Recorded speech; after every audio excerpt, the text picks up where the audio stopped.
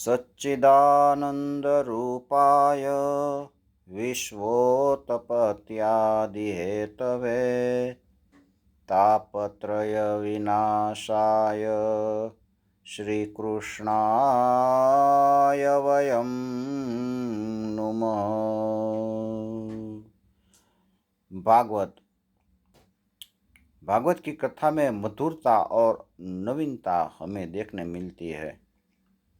मधुराधिपतेरखिलं मधुरम। मधुराधिपते, वो मधुराधिपति है। मधुरा मीन्स राधा रानी, मधुरान के पति, इसलिए वो राधा रमण है। राधा रमण का सब कुछ मधुर होता है। उसकी कृति, उसकी गति, उसका वस्त्र परिधान, हाव भाव, वाणी वर्तन, सब कुछ मधुर है। वो मधुरता को मानने के लिए, हम जानने के लिए कोई रसिक जन इसका पान करते हैं। व्यास जी कहते हैं, हे रसिक जनों, हे भाविक जनों, मुँह रहो, वारंवार इसका पान करो। भावुका का अर्थ होता है हे भाविक जनों। उसके खुद के भाव द्वारा, व्यास जी के भाव द्वारा कृष्ण लीला में नित्य नवीनता जो देखता है, जहाँ मधुरता और नवीनता होती है न, वहाँ उसके कथा का पान करने से हम तृप्त होते हैं। उसका पान करने में हमें तृप्ति नहीं होती, ऐसा नहीं होता। यच्छृण्वतां रसज्ञानां स्वादु स्वादु पदे पदे। एक एक पद के अंदर हमें नया नया स्वाद मिलता है। दीने दीने नवम नवम, कायम रस ही जगता है, रस ही जगता है। रसेश्वर श्री कृष्ण के लीलाओं मधुर है, नित्य है, नवतम है। ऐसी मधुर और नित्य नवीन लीलाओं होती है। और सुखदेव जी जैसे अवधूत, सदा युवान ब्रह्मनिष्ठ योगी के सुरीले कंठ में वो सुनने मिले, तभी सुनने वालों को तृप्ति न होती है। और सुनने का ही मन किया करता है कि हम सुनते ही रहिए, सुनते ही रहिए। परीक्षित राजा ने खुद ने बताया है कि भगवान की कथा रूप अमृत रस का पान करते हुए मेरे भूख तरस अदृश्य हो गए हैं। मैं पानी तक नहीं पीता, मैंने पानी का भी त्याग किया है। आपके मुख कमल से जो निकलता हरि कथा रूप अमृत का मैं पान कर रहा हूँ, वो ही मेरे लिए पर्याप्त है। मेरी दुस्सह क्षुधा और पीड़ा शांत हो गई है। आप कहते ही रहिए, मैं सुनता ही रहूँ। ऐसी रसमयी नित्य नवतम लीलाओं सुनने वाला रसिक और भाविक श्रोताजन हो, और सुखदेव देव जी जैसे उत्तमाधिकारी वक्ता हो, तभी तो उसके शब्दों में रस निकलता है। द्विगुणित रस दो गुना बनकर निकलता है। और कथा का आकर्षण क्षण क्षण नया नया मिलता है हमें। क्षणे क्षणे यन्वतामुपैति तदेव रूपं रमणीयताया, तदेव रूपं रमणीयतायाः।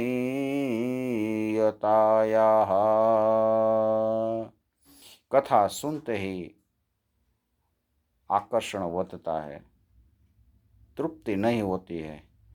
सुनते ही रहिए ऐसा हमारा मन हो जाता है। देह देश काल सब कुछ हम भूल जाते हैं। भागवत की कथा का नायक कोई साधारण जीव नहीं था, वो तो कृष्ण थे। कृष्णस्तु भगवान स्वयं, कृष्ण ही भगवान है। स्वयं भगवान ने खुद वो भागवत व्यास जी के पास लिखवाया है। भगवान खुद उसके कथा नायक है और इसकी रसमयी लीला कथाओं सुनने से किसको संतोष होता है। संतोष और निराभिमानपणु वो सद्गुण है और असंतोष और अभिमान वो दुर्गुण है। दुर्गुण को हमें छोड़ना ही चाहिए। लेकिन ये भगवान की बाबत में जब हम कथा सुने रसेश्वर कृष्ण की, इसके संबंध में ये दोनों दुर्गुण है ना, वो सद्गुण बन जाते हैं। कैसे? तो कि भागवत की कथा में सुनने में हमें कभी असंतोष नहीं, सुनने के लिए हमें असंतोष ही रहता है। सुनते ही रहिए, सुनते ही रहिए, कभी संतोष नहीं होता।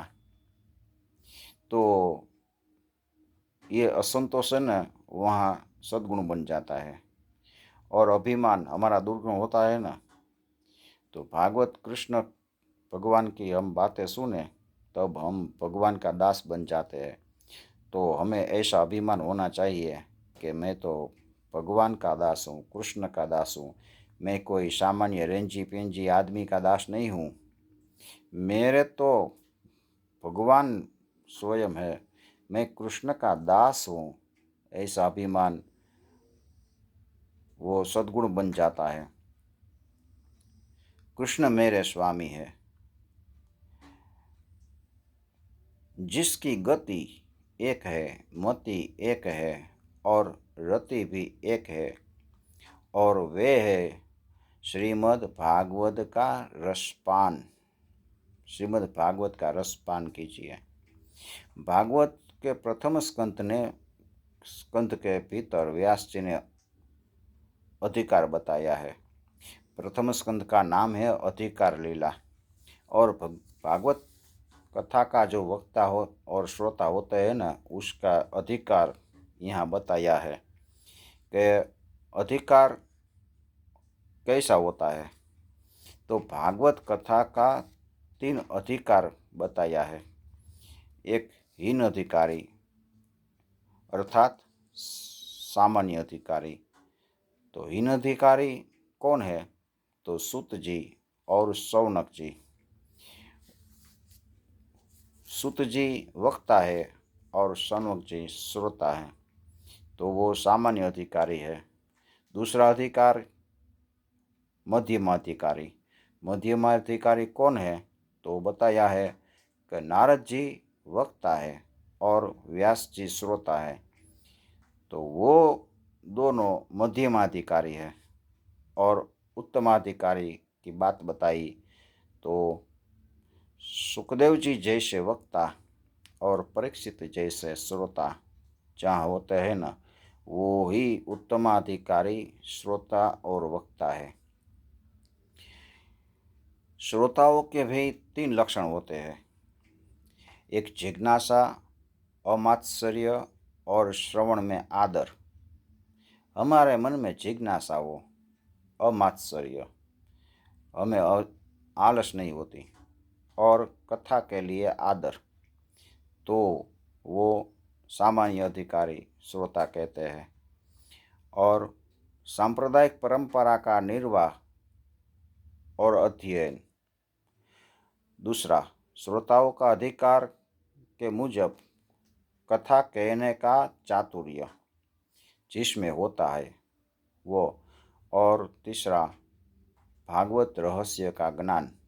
ये तीनों जिसमें होते हैं ना, वो हीन अधिकारी, सामान्य अधिकारी, वक्ता कहलाता है। तो श्रोताओं का 3 अधिकार और वक्ताओं का 3 अधिकार हीन अधिकारी का बताया है। मध्यमाधिकारी श्रोता और वक्ता के लक्षण कैसे होते हैं वो बताते हुए इस यहाँ लिखा है, वो दोनों समान होते हैं। भगवत कृपा के द्वारा हम सत्कर्म करें। भगवत कृपा हमारे पर उतरी है तो हम सत्कर्म करें। दूसरा, जीव को साधन बनाकर हर एक जीव का हम कल्याण करने के लिए भगवान ने हमें जो सुख सगवड़ दी है वो उसका हमें उपयोग करें और भगवान का अनुभव लेकर भगवद रूप और को बनाए, खुद बने। वो मध्यमाधिकारी वक्ता और श्रोता का दोनों का लक्षण है। तीसरा, उत्तमाधिकारी वक्ता और श्रोता का लक्षण कैसा होता है वो बताते हुए कहा है, दृढ़ वैराग्य है। पहला तो दृढ़ वैराग्य, पूर्ण वैराग्य। भागवत के शब्द और उसके अर्थ दोनों का ज्ञान सहित जो जानता है और भागवत का रहस्य को जानता है। और तीसरा, संपूर्ण विश्वास जिसमें हो वो उत्तमाधिकारी वक्ता है। ऐसा विश्वास कि जिसके द्वारा भागवत श्रवण करने वाला को मुक्ति मिल जाए, अवश्य फल मिलता है। पहले स्कंध में दूसरे अध्याय में 6ठा श्लोक में व्यास जी ने बताया है कि भक्ति हर एक जीव का परम धर्म है। ऐसा बताया है। भक्ति का स्वरूप कैसा है और इसका फल कैसा मिलता है वो भी बताया है। व्यास जी कहते हैं, सवे पुंसां परो धर्मो यतो भक्तिरधोक्षजे अहेतुक्य प्रतिहता ययात्मा संप्रसीदति। मनुष्य का परम धर्म है भक्ति। दया, अहिंसा, लोक सेवा ये तो सब है, लेकिन भक्ति हमारा परम धर्म है। भक्ति है ना, वो जीव का देह धर्म नहीं है। वो दया, अहिंसा वो तो देह का धर्म है। भक्ति वो तो आत्मा का धर्म है। जिसमें से वो उत्पत्ति पामती है उसमें ही लय होती है। और ध्येय की प्राप्ति के लिए सर्जनहार की सेवा अर्थात भक्ति करना वह अंशरूप जीवात्मा का परम धर्म है। इसलिए भक्ति करनी चाहिए। श्री परमात्मने नमः।